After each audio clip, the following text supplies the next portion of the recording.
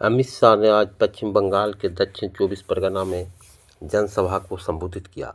उन्होंने तृणमूल कांग्रेस की सरकार को आड़े हाथे लिया। तुष्टीकरण का आरोप लगाते हुए शाह ने दावा किया कि बेलडांगा में बाबरी मस्जिद का षड्यंत्र ममता बनर्जी ने किया है। उन्होंने कहा है कि बंगाल के हिंदू और मुसलमान दोनों आपको जान चुके हैं। इस साल के चुनाव में आपकी विदाई तय है। पश्चिम बंगाल में विधानसभा चुनाव से पहले सियासी सरगर्मियां तेज हो गई है। भारतीय जनता पार्टी भाजपा के राष्ट्रीय अध्यक्ष नितिन नवीन ने सोमवार को कहा कि राज्य में उनकी पार्टी की सरकार बनने के बाद इस्लामपुर का नाम बदलकर ईश्वरपुर कर दिया जाएगा। नवीन इस्लामपुर में एक रैली को संबोधित कर रहे थे। पश्चिमी एशिया में जारी तनाव के बीच प्रधानमंत्री नरेंद्र मोदी ने हालात को चिंताजनक बताते हुए शांति और संवाद का रास्ता अपनाने की अपील की है। प्रधानमंत्री ने स्पष्ट कहा है कि मौजूदा संकट का समाधान केवल बातचीत और कूटनीतिक प्रयासों से ही संभव है। पीएम मोदी ने कहा कि भारत हमेशा से शांति, स्थिरता और संवाद का समर्थक रहा है। उन्होंने दोहराया किसी की तरह सैन्य टकराव से क्षेत्रीय अस्थिरता बढ़ती है, जिसका असर वैश्विक स्तर पर भी पड़ सकता है। ऐसे में सभी पक्षों को संयम बरतते हुए बातचीत की मेज पर लौटना चाहिए। भारत और इंग्लैंड की टीमें एक बार फिर सेमीफाइनल में आमने सामने होगी। दोनों टीमों के बीच गुरुवार को T20 विश्व कप का सेमीफाइनल मुकाबला खेला जाएगा। ये लगातार तीसरी बार है जब भारत और इंग्लैंड फाइनल में पहुंचने के लिए जोर लगाएगी। केंद्रीय कृषि मंत्री शिवराज सिंह चौहान ने सोमवार को पश्चिम बंगाल की आलोचना की। उन्होंने आरोप लगाया कि सरकार घुसपैठियों को शरण दे रही है। पश्चिम बंगाल के मुख्यमंत्री ममता बनर्जी और राज्य की विपक्षी राजनीतिक पार्टियां भाजपा के बीच जमकर जुबानी जंग हो रही है। सीएम ममता ने चुनाव आयोग पर गंभीर आरोप लगाए हैं। उन्होंने कहा कि SIR के दौरान भाजपा की मदद करने के लिए मतदाताओं के नाम काटे गए हैं। भारत और कनाडा ने ईरान संकट पर कूटनीतिक चर्चा के साथ आर्थिक और रणनीतिक संबंध मजबूत करने की दिशा में बड़ा कदम उठाया है। दोनों देश साल के अंत तक मुफ्त व्यापार समझौता करने और 2030 तक व्यापार $50 अरब तक पहुंचाने का लक्ष्य लेकर चल रहे हैं।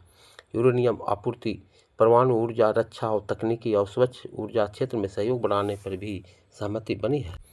क्या पश्चिम एशिया में बढ़ता तनाव दिल्ली एयरपोर्ट की उड़ानों को प्रभावित कर रहा है? कई यात्रियों की फ्लाइटें रद्द और देरी से परेशान नजर आई। उमरा जाने वाले यात्रियों ने बताया कि हालात मुश्किल है, लेकिन उनका इरादा मजबूत है। सऊदी एयरलाइंस ने भरोसा बनाए रखा।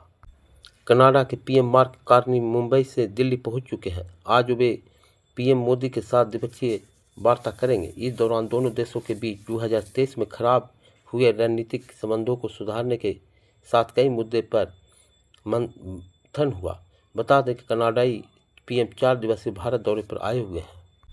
कुवैत में सैन्य अभियान के दौरान बड़ी चूक सामने आई, जब कुवैती एयर डिफेंस सिस्टम ने गलती से अमेरिका के 3 F-15E लड़ाकू विमान को मार गिराया। सेंटकॉम के अनुसार सभी 6 एयर क्रू सुरक्षित बचा लिए गए और उनकी हालत स्थिर है। घटना के फ्रेंडली फायर माने जा रहा है। अमेरिका और कुवैत ने मामले की जांच शुरू कर दी है। पश्चिम एशिया में तनाव के बीच अमेरिकी राष्ट्रपति डोनाल्ड ट्रंप ने ब्रिटेन के प्रधानमंत्री पर गंभीर आरोप लगाए हैं। उन्होंने कहा कि ब्रिटिश पीएम ने उन्हें डिएगो गार्सिया एयरबस का इस्तेमाल करने की अनुमति नहीं दी। ट्रंप ने तनाव के बीच इस कथित असहयोग को लेकर असंतोष का इजहार किया। पश्चिम एशिया इजरायल और ईरान के बीच टकराव के कारण हालात चिंताजनक है। अमेरिका इजरायल एक साथ ईरान पर हमले कर रहे हैं। जवाबी कार्रवाई करते हुए ईरान ने भी अमेरिका के कई सैन्य ठिकानों पर मिसाइलों से हमले किए हैं। पश्चिम एशिया में वैश्विक ताकतों की टकराव से उपजे तनावपूर्ण हालात के बीच अमेरिकी राष्ट्रपति डोनाल्ड ट्रंप और ब्रिटेन के प्रधानमंत्री कीर स्टारमर आमने सामने आ गए हैं। ट्रंप ने आरोप लगाया है कि ब्रिटिश पीएम ने उन्हें ईरान पर हमले के लिए डिएगो गार्सिया एयरबेस का इस्तेमाल नहीं करने दिया। उन्हें ऐसे व्यवहार पर गहरा अफसोस हुआ है। ईरान के supreme leader Ayatollah Ali Khamenei की मौत की खबर के बाद पूरे पाकिस्तान में गुस्सा फूटा पड़ा है। अमेरिका और इजरायल ने तेहरान पर मिलकर हवाई हमला किया है। इस हमले में खामेनी की मौत की पुष्टि हुई है। इसके विरोध में रविवार को पाकिस्तान के कई शहरों में हिंसक प्रदर्शन हुआ। इस झड़पों में अब तक 20 लोगों की मौत हो चुकी है और दर्जन लोग घायल हैं। हिंसा का सबसे ज़्यादा असर कराची में रहा, जहां 10 लोगों की जान गई। इसके अलावा अस्कार्दू में 8 राजधानी इस्लामाबाद में 2 लोगों की मौत हुई है। ईरान के शीर्ष राष्ट्रीय सुरक्षा अधिकारी अली लारिजानी ने अमेरिका के साथ बातचीत की खबरों को खारिज करते हुए कहा कि ईरान अमेरिका से कोई बातचीत नहीं करेगा। उन्हें मध्यस्थों के जरिए संपर्क के रिपोर्टों का निर्धार बताया। ईरान के सर्वोच्च राष्ट्रीय सुरक्षा परिषद के सचिव अली लारिजानी ने अमेरिका से बातचीत की संभावनाओं को सिरे से खारिज कर दिया। सोशल मीडिया प्लेटफॉर्म पर एक्स पर पोस्ट करते हुए लारिजानी ने कहा कि ईरान अमेरिका के साथ कोई वार्ता नहीं करेगा।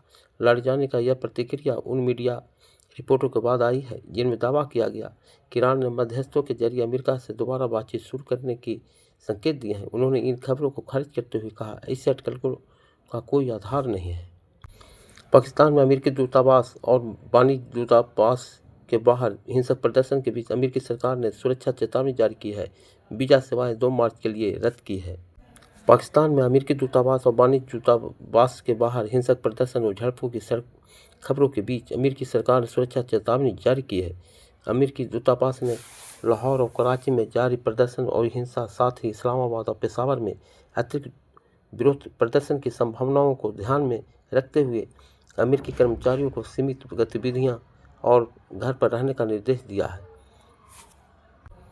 पश्चिमी एशिया में तनाव चरम पर है। ईरान के सर्वोच्च नेता अली खामेनी की मौत के बाद अमेरिका और इजरायल ने रविवार को ईरान के कई सैन्य ठिकानों पर भीषण बमबारी की। तेहरान समेत कई शहरों में धमाकों से इमारतों की खिड़कियां हिल गई, आसमान में धुएं के गुब्बार छा गई। ईरानी अधिकारियों के मुताबिक हमलों की शुरुआत से अब तक 200 से अधिक लोगों की मौत हो चुकी है, जिनमें कई वरिष्ठ सैन्य अधिकारी भी शामिल हैं।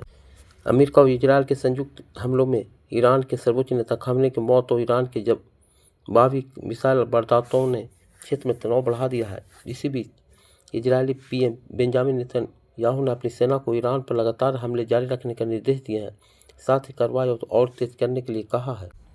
पाकिस्तान के मुताबिक अफगानिस्तान के साथ चल रहे सैन्य अभियान में अब तक 415 अफगान तालिबान मारे गए हैं, 500 से अधिक घायल हुए हैं। इस बात का दावा पाकिस्तानी सूचना मंत्री ने किया। उन्होंने बताया कि यह कार्रवाई सीमा पर 53 लोगों की जवाब में की गई है। पश्चिमी एशिया में तनाव के बीच अमेरिका और इजरायल ने संयुक्त कार्रवाई करते हुए ईरान पर हमला किया। ईरान के कई शहरों पर हवाई हमले हुए, दूसरे दिन भी जारी है। जवाब में ईरान ने भी कई देशों में बने अमेरिकी सैन्य ठिकानों पर हमला किया। ईरान के सर्वोच्च नेता आयतुल्ला अली खामेनी सहित कई बड़े अधिकारी मारे गए। होर्मुज़ की खाड़ी के पास एक तेल वाले जहाज पर हमला किए जाने की खबर है। इसमें टैंकर वाले इस जहाज पर 15 भारतीय भी सवार थे। पीएम नरेंद्र मोदी ने सोशल मीडिया प्लेटफॉर्म एक्स पर पोस्ट कर जानकारी दी कि उन्होंने बेंजामिन नेतन्याहू से फ़ोन पर बात की। उन्होंने कहा कि इस बातचीत में उन्हें क्षेत्रीय हालात पर चर्चा की और भारत की चिंताओं को साझा किया। उन्होंने नागरिकों की सुरक्षा और सर्वोच्च प्राथमिकता बताया और कहा कि संघर्ष को भी जल्द रोकने की जरूरत है। भारत ने दोहराया कि सभी पक्षों को जल्द से जल्द शांति स्थापित करनी चाहिए।